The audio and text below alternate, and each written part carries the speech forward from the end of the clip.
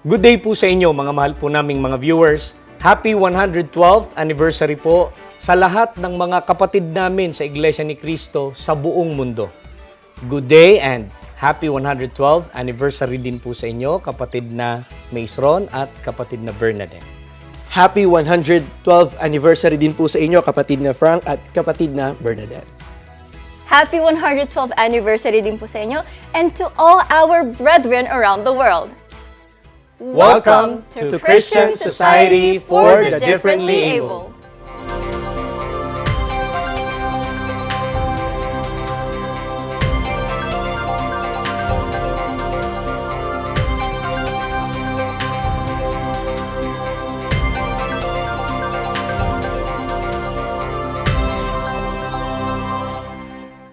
The Christian Society for the Deaf, or CSD, was established on October 31, 2013 by the Executive Minister of the Iglesia ni Cristo, Brother Eduardo V. Manalo, through the Deputy Executive Minister of the Iglesia ni Cristo, Brother Angelo Eranio V. Manalo. The Society is an arm of the Christian Family Organizations, or CFO, that aims to edify the faith of deaf members of the church and to train many sign language interpreters who will help the deaf brethren in participating church activities worldwide. On May 1, 2026, the name Christian Society for the Deaf, or CSD, was changed to Christian Society for the Differently Abled. The Society extends its work to help our differently abled brethren, our brethren who are physically blind, deaf, those who have autism, Down syndrome, ADHD, and others are having monthly get-together activities in every district. Sa pagkakataong ito ay isinasagawa dito po sa Recreation Center ang CFO Cares para po sa mga kapatid natin na differently abled. Ito po ay dahil sa pagmamahal ng ating pinakamamahal na tagapamahalang pangkalahatan, ang kapatid na Eduardo V. Manalo, at maging ng ating pangalawang tagapamahalang pangkalahatan, ang kapatid na Angelo Eranio V. Manalo, sa lahat ng mga kapatid sa iglesia, maging ang mga kapatid natin na differently abled. Sapagkat nais po nila na maging matatag sila sa pananampalataya, maging masiglaslas sa paglilingkod kahit na meron pong mga espesyal silang pangangailangan, at higit sa lahat ay sila ay maligtas pagdating ng araw ng paghuhukom. Bukod po sa gantong mga aktibidad, meron po silang mga sign language interpretation sa pagsamba. Katulong din po natin ang CMDPS, ang society na nagkakaloob po ng mga libreng serbisyo para po sa mga gamot at iba't iba pa. Kasama din po natin ang INC Counseling. Ganun din po ang New Era University Special Department para po sa ganon ay magtulong-tulong sa pagmamahal at pagmamalasakit sa mga kapatid po natin na differently abled. And the Christian family organizations painstakingly prepare for this event, so everybody who will attend will enjoy. Ang partisipasyon po ng NEU SPED sa event po ngayon ay ang pag-facilitate po para po sa mga differently abled persons. Ang kahalagahan po ng gawain ito, ang ma-emphasize po ang strength ng mga differently abled persons kaysa sa kanilang weaknesses. Maipadama ng ating tagapamahalang pangkalahatan ang pagmamalasakit po sa kanila. Bilang isang guro, pag nakikita ko sila na nakikibahagi sa ganitong mga gawain ay kaligayahan, sapagkat marami pong mga bagay na sa akala natin ay imposible nang magagawa, pero pag nakita po natin sila sa larangang ito na nagagawa pala nila, ay isa na po yung tagumpay, hindi lamang po sa puso namin, kundi na rin po sa mga puso ng mga magulang na nandarito.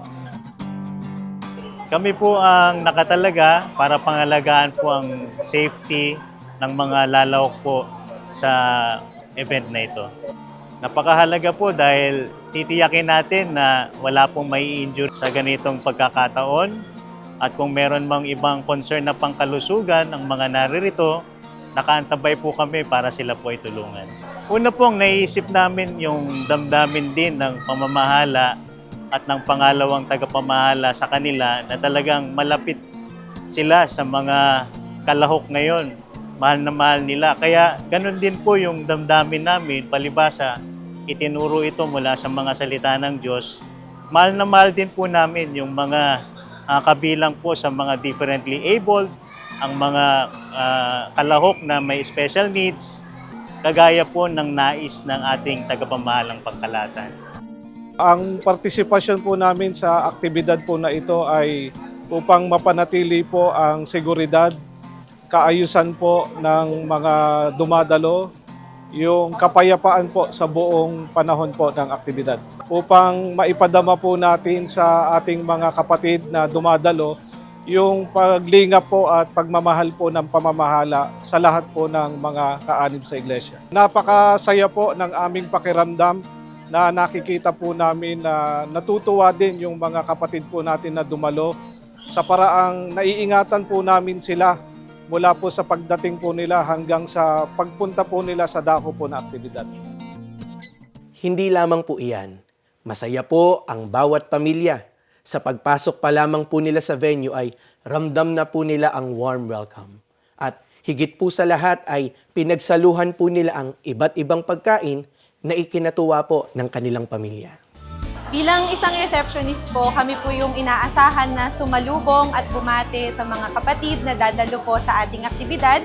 At napakahalaga po nito kasi kami po yung isa sa mga unang nakikita pagpasok pa lamang po ng mga kapatid. Kaya kailangan po warm na kaagad yung pagbati namin sa kanila at maramdaman na po nila na welcome po sila sa ating aktibidad. Pag nakikita po namin na excited sila, parang mas na-excite din po kami na i-welcome sila sa aktibidad. Lalo na po na itong araw na ito talaga ay inihanda para po sa kanila. Embrace po ang nagkikater po ng mga food carts, drinks na pwede po nating pagsalusaluhan habang may event po. Ngayon po, meron po kaming Embrace Bake Shop at blind massage na maaari po nating mapuntahan ngayon dito sa event. Embrace po kasi ay ang pangunahin niya pong layunin ay makatulong po sa ating mga differently abled person. Kaya naman po nang kami po ay imbitahan na mag-cater po dito sa ating event, natuwa po kami dahil para sa kanila po ito at naalala po sila ng ating tagapamahalang pangkalahatan. Kaya naman po, masayang-masaya po kami, lalong-lalo na po ang aming team dahil karamihan po talaga sa amin or 60% po ng Embrace ay differently abled person po. Kaya naman po, masayang-masaya po ang Embrace nang kami po ay mag-cater dito. Narito naman po ang ilan po sa aming mga na-interview na dumalo sa CFO Cares. Sa totoo lang po, lubos-lubos po kaming nagagalak po. Kasi po, nung pagdating pa lang namin, kung gaano po kadami na po yung tao, yung pag-organisa po, nakakatuwa po talaga.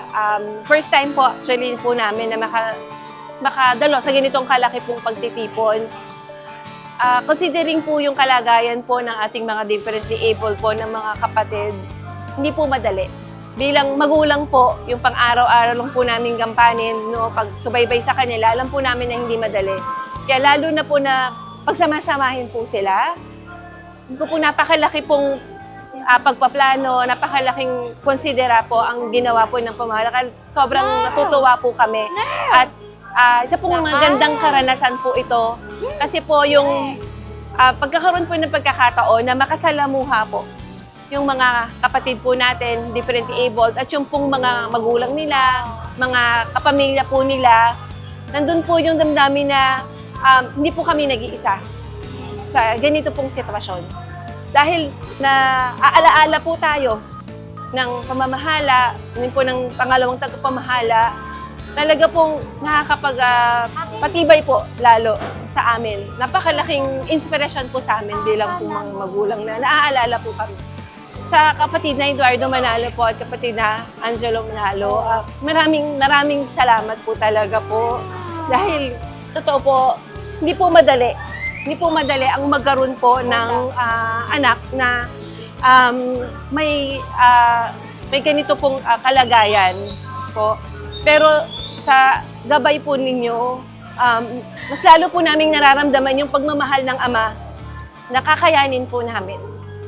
Dahil po na nagugunitan niyo po kami sa pamamagitan po nagpapalakas po lalo sa amin na bagaman mahirap po, kakayanin po namin. Sobrang saya po kasi yung pakikitungo nila sa kapwa nila bata, matututo silang makihalubilo sa mga tao, tsaka nabibigyan din sila ng kasiyahan maglaro, kumain. Nasasanay din po sila kung paano maging independent, makipag-usap sa mga kapwa nila bata, ganun po. Tsaka po, sobrang saya po kasi dahil bihira po ang mga bata na merong ganitong okasyon. Natutuwa po ako kasi, kumbaga, ang anak po namin na ilalabas namin at naipapakilala sa tao.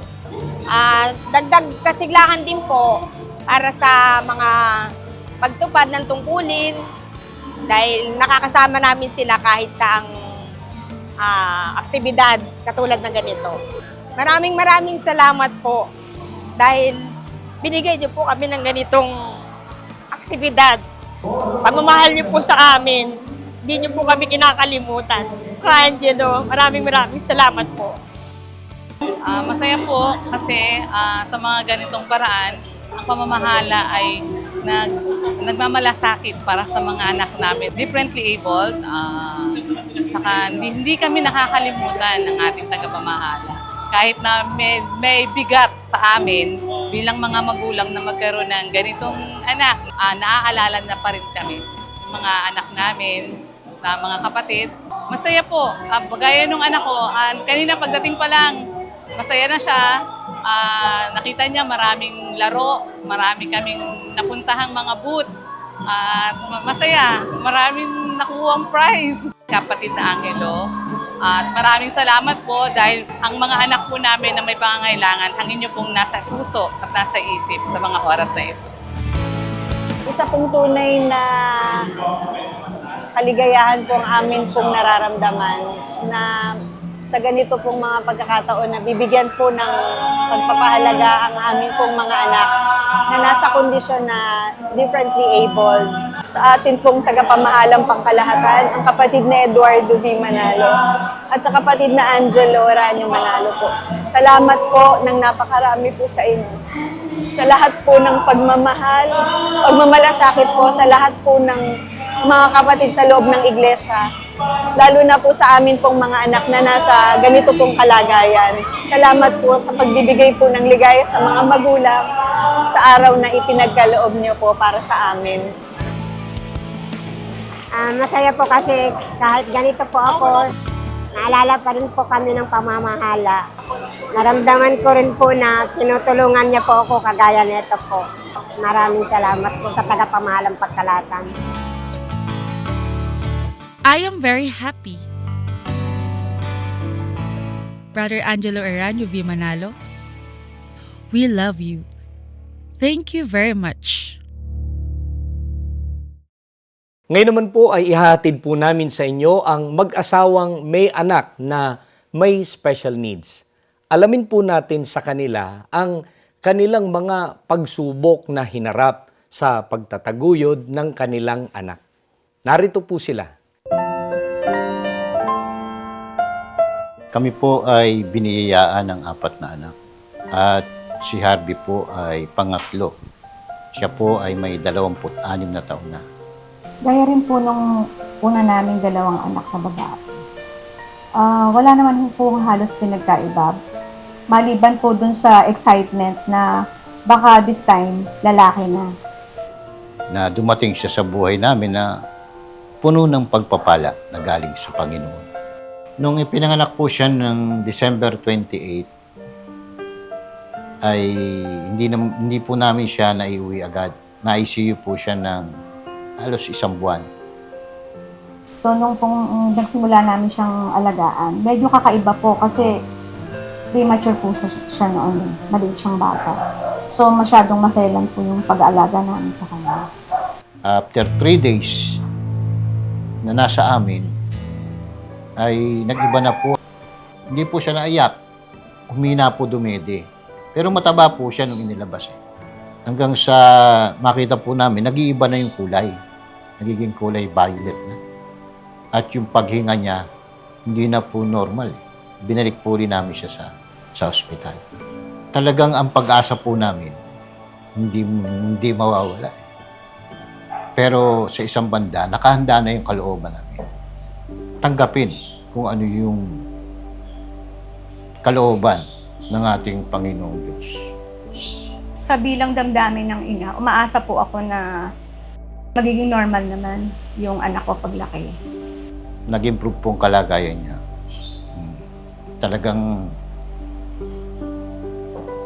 nasabi ko nga po pag-asa laban sa pag-asa.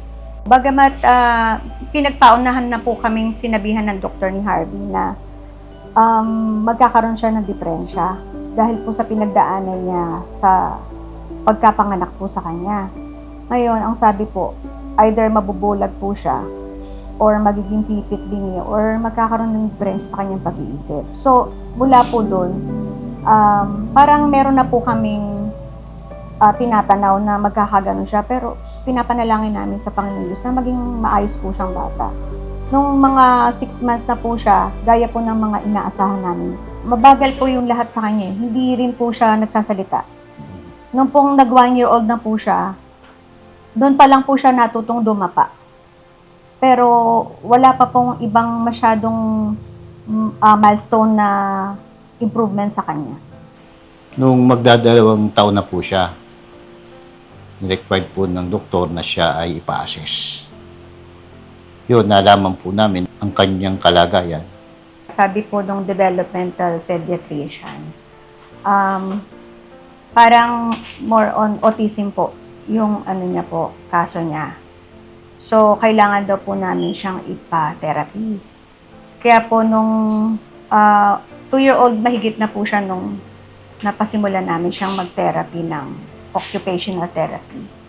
At saka, kailangan din po ng physical therapy kasi po nung 2 taon na siya, hindi pa rin po siya nakakatayo. Hindi pa rin po siya naglalakad. Tapos, ni-require din po kami mag-speech therapy din daw po siya. Bawat therapy niya po, talagang gumugugol po kami ng hindi birong halaga. Yun po yung mga struggle namin dati na pinagdaanan.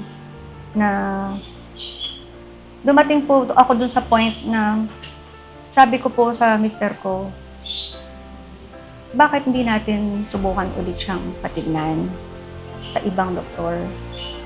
Ngayon, salamat sa Diyos po dahil dun sa pinagpapaterapahan namin, meron po akong mga naging kaibigan na mga nanay din, na mga kagaya niya, na binigyan po ako ng ideya na sa National Children's Hospital daw po, pwede namin siyang ipa-assess. At magpapaschedule lang po kami, libre po doon.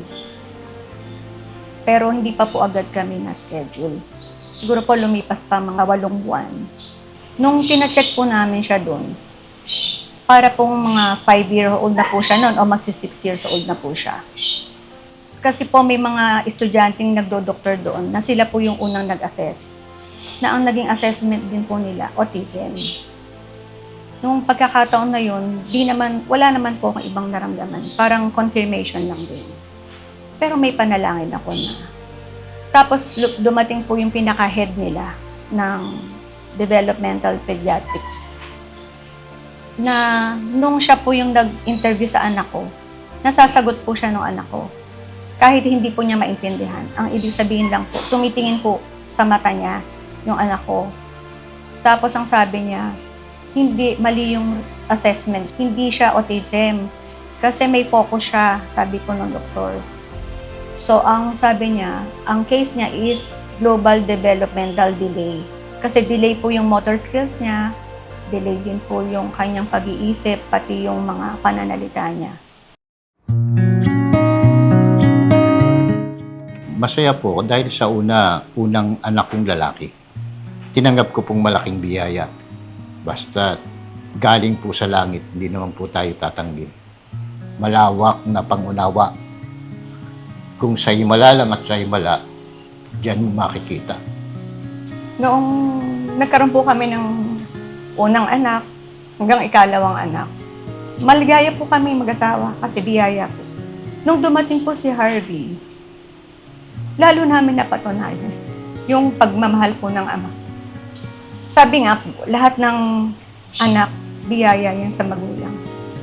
Kay Harvey po, lalo naming naramdaman, mag-asawa, na talagang sa amin siya ibinigay kasi po, alam namin na may plano ang Panginoon Diyos sa amin. Mas masaya po, sa totoo lang, masaya po. Kasi yung mga bagay na nagagawa niya, kahit po yung letra lang na mabasa niya, napakasaya po namin. Kasi ganun po napakalaking bagay na po nun sa amin. Palibasa po, mula pa lang nung magsama kami mag-asawa, meron na po kaming panalangin lagi, gabi-gabi. Ganon din po sila namulat. Si Harvey po, kahit na hindi kagaya ng iba yung pag-iisip niya, siya po pang-minsan yung nagyayakag sa amin. Yung natuto siya na ganong oras, mananalangin na kami. Talagang mahal na mahal po namin yan. Hindi naman po kami nabigo. Sasambayan, hindi pwedeng huli. Talagang gusto niya nasa unahan lagi. Maawit sa pagsamba, sumasagot sa panalangin. Lagi namin sinasabi diyan, mananalangin ka. Masuno rin. Basta sa aral ng Diyos. Sinabi niyang, manalangin ka muna bago ka kumain o bago ka matulog. Napakahalaga po na naipakilala sa Kanya ang pagka-iglesia ni Kristo. Magmula pa po sa panganay namin, laging pinakikita namin mag-asawa na walang pinakamahalaga sa buhay natin, kundi yung paglilingkod natin sa Panginoon Diyos. Yung pagiging iglesia ni Kristo natin. Kailangan mayaman tayo sa pananampalataya. Palibasa, ganun na po namin binuhay yung una naming 2 anak. Ganun din po ang naranasan ni Harvey. Wala pa po siyang 4 na taon noon. Hindi pa po siya nakakalakad. Isinasama na rin po namin sa pagsamba ng kabataan. Dahil yung 2 ate niya po ay mga aawit po noon sa kabataan. Kaya po para kay Harvey, isang natural na bagay na lang po yun. Kasi ganun po ang pagkakilala niya sa lahat ng aral kailangan pinutupad. Lahat ng utos sinusunod po. Sa napanood po nating video ay narinig po natin mula sa mga magulang ang mga struggles na naranasan po nila bilang may anak na may special needs. Banggit po nila ay talagang pag-asa, laban sa pag-asa ang kanilang naging mga pagsubok. At hindi naman po sila nabigo sa kanilang pag-asa sa magagawa ng Diyos sapagkat sinagot po niya ang kanilang mga panalangin. Ngayon naman po ay balikan po natin sila. Kamustahin po natin ngayon ang kanilang buhay. Ano po ba ang kanilang higit na ipinagpapasalamat sa ating Panginoong Diyos? Panoorin po natin sila muli. Ang panganay ko pong anak, bagamat may pamilya na, sa pananalapi. At yung pangalawa naman po ay kalihim. Ang bunso ko pong lalaki na sa kasalukuyan siya po ay nasa pananalapi din at TSB. Si Harvey po, gusto niya nga pong tumanggap ng tungkulin. Maging doon po sa pagsamba ng kabataan, sumasagot po yan. May mga pagsasalita siya noon na talagang hindi namin maintindihan. Tinatype niya po doon sa cellphone niya. Tama naman po yung spelling. Naging mabuti po ang kanyang kalagayan. Buhat po nang siya ay ma-therapy. Si Harvey po, malaki na po yung naging improvement niya. Magmula po nung bata pa siya. Lalo po nung napag-aral po namin siya sa special education. Sa lagi namin pong pananalangin, ako po, meron akong ang sarili ring panalangin bilang ina na dumarating din po sa pagkakataon na idinudulog ko po sa Panginoon Diyos. Ang sabi ko sa Kanya, alam ko, Ama, ikaw magbibigay ng karunungan sa anak ko na hindi kayang ibigay ng karaniwang tao. Nagulat po kami dahil meron po kami noong araw na, noong paman, may computer po kami sa bahay. Sinubok namin na ipagamit sa kanya. Nagulat po kami na sa sarili niyang kaparaanan po, natuto siya. Yun po yung malaking ipinagpapasalamat namin sa Panginoon Diyos. Sa karaniwang tao, sasabihin nila, hindi kompleto yung pag-iisip niya, yung kilos niya. Pero yung pananampalataya niya, parang sasabihin ko, mas sakdal pa po. Nung nalaman po namin na may tinatagang pamahala sa mga ganyang bagay, masaya pong kalooban namin. Nakaka-overwhelm. Excited po, masaya. Binanggit ko po ito agad kay Harvey. Masayang-masaya siya noong magkakaroon po ng pagtitipon. Sabi ko sa kanya, para itong yung kagaya sa school nyo. Tapos natuwa po siya. Di po ba pag ganyan ang kanyang kalagayan? Maliit ang mundo nila eh. Pero sa itinatag ng pamamahala, lumaki yung mundo niya. Lalong masaya siya na nakikita niya hindi siya nag-iisa. At binanggit ko po sa kanya na proyekto yan, programa yan ng pamamahala ng kapatid na Eduardo at kapatid na Angelo. Kaya sobra po siyang maligaya. Dahil pangarap niya po talaga magkaroon ng tungkulin. Ngayon, ang binanggit ko po, yan na yung tungkulin mo, sabi ko sa kanya. Ang reaksyon po ni Harvey nung dumalo kami na aktibidad na INC Giving, ay masaya po siya, masigla, sapagkat lagi lang siyang nasa bahay. Nakalabas siya ng bahay.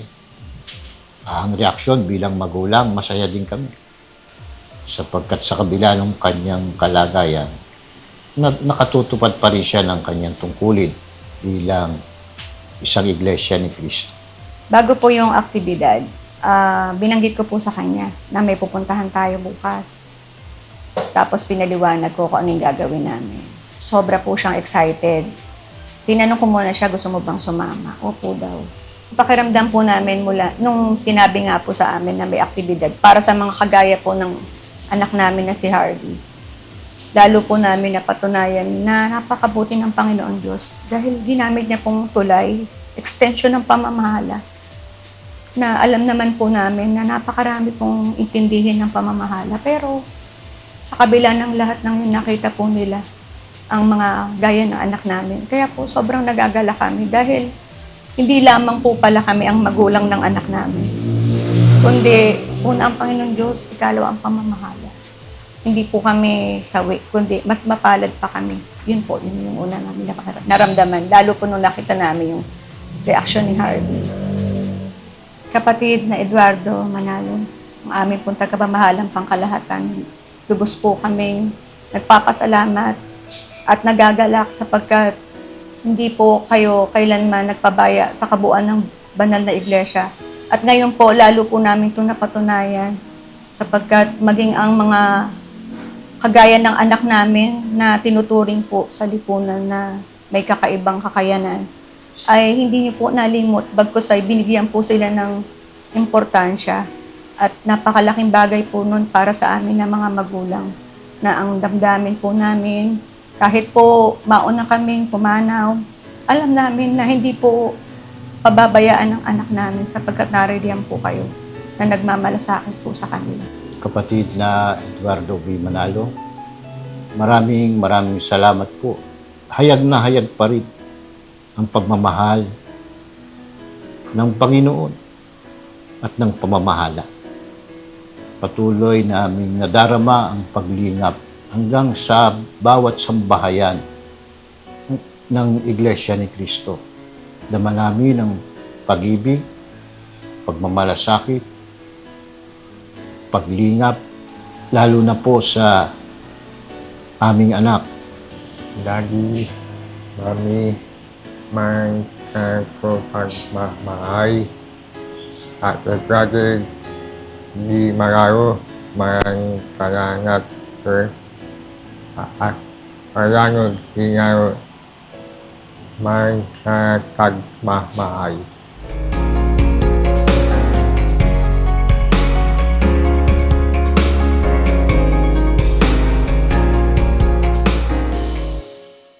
Dahil sa kanilang pananampalataya, kahit na may espesyal na pangangailangan ng kanilang anak, ay positibo nila itong tinanggap at patuloy na nagtiwala sa magagawa ng Ama. At hindi naman sila nabigo sapagkat ginamit ng Diyos na kasangkapan ang pamamahala ng Iglesia ni Cristo sa pangunguna ng kapatid na Eduardo V. Manalo. Kaya patuloy po namin kayong iniimbitahan na daluhan ng mga aktibidad ng CST na malapit po sa inyo. Ganon din po ay ipinag-aanyaya po namin na patuloy ninyong panoorin ang programang ito dito po sa INC TV. Maraming salamat po sa inyo, kapatid na Mace at maraming salamat din sa inyo, kapatid na Bernadette, at maraming salamat din po sa inyo, mga mahal po naming mga viewers. Maraming salamat din po, kapatid na Frank. Sa mga nais pong mag-aral o matuto po ng sign language, ay i-download nyo lamang po ang app na available po through Android and iOS. Nasa 8,000 words po ang inyong matututuhan sa app na iyan. At para patuloy po kayong maging updated po sa events and activities po ng CSD, ay i-follow nyo lang po ang aming Facebook page. Gayon din po ay i-follow nyo po kami sa Instagram.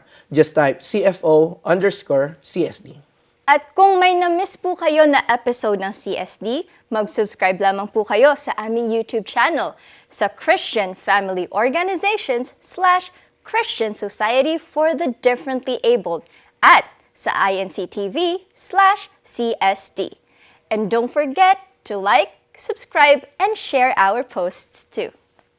At para malaman po ninyo ang iba't ibang aktibidad ng mga kapatid po naming deaf at differently abled, ay isearch nyo lamang po ang website ng Iglesia ni Cristo para rito. Just type signlanguage.iglesianicristo.net. Sa aming mga kababayang deaf, maging sa mga differently abled, at sa inyong pamilya, sana ay patuloy po ninyong tangkilikin ang programang nilikha para sa inyo. Ito po ang Christian Society for the Differently Abled.